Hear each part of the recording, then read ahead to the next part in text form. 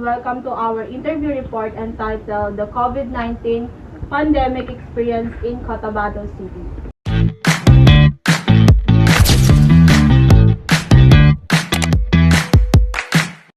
My name is Elaysa Unos. And I am Haron Gita. So in this video, we will explore how the people of Cotabato City were affected during the height of COVID-19 pandemic.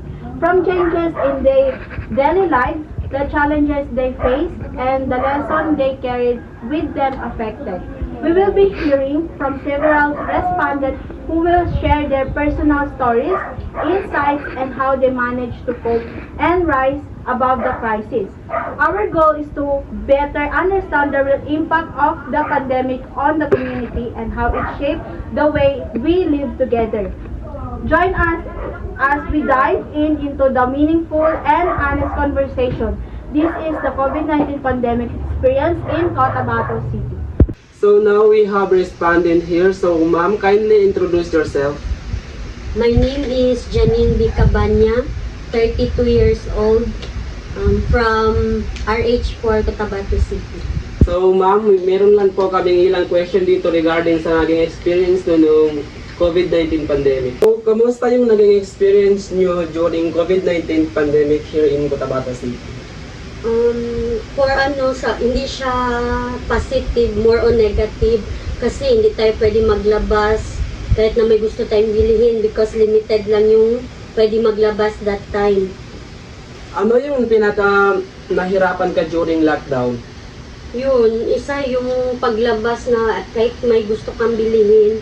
Halimbawa, pwede mo naman iutos doon sa isang family, isa lang ang pwedeng lumabas. Kaso, minsan, yung pwedeng lumabas, hindi niya alam paano bibilhin or something yung need na ikaw specifically, ikaw yung may alam na bilhin. Yun yung wala tayong freedom na maglabas kasi nga dahil sa COVID-19. So, ano yung pinaka-memorable na nangyari sa'yo during COVID-19 pandemic? Ang memorable na maalala ko kahit na pandemic, dahil sa pandemic, hindi makalabas yung family natin. So, the entire duration ng pandemic, yung family mo, sama-sama kayo sa isang bahay. Nagkaroon ka ba ng takot lumabas during COVID-19? Yes or no lang po? And why? Yes.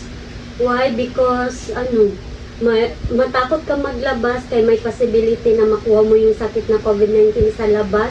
Then, madala mo siya sa family mo. Like, sa akin, may mga anak ako. So, much better na sundin mo yung protocol kaysa labagin yung batas nila during that time. Do you think naging effective ba yung safety protocols here in Cotabato City? Yes, naging siya. Pero kasi depende sa tao kung susunod ka doon sa protocol na binigay nung dito sa Cotabato City. Pero para sa akin personally, yes.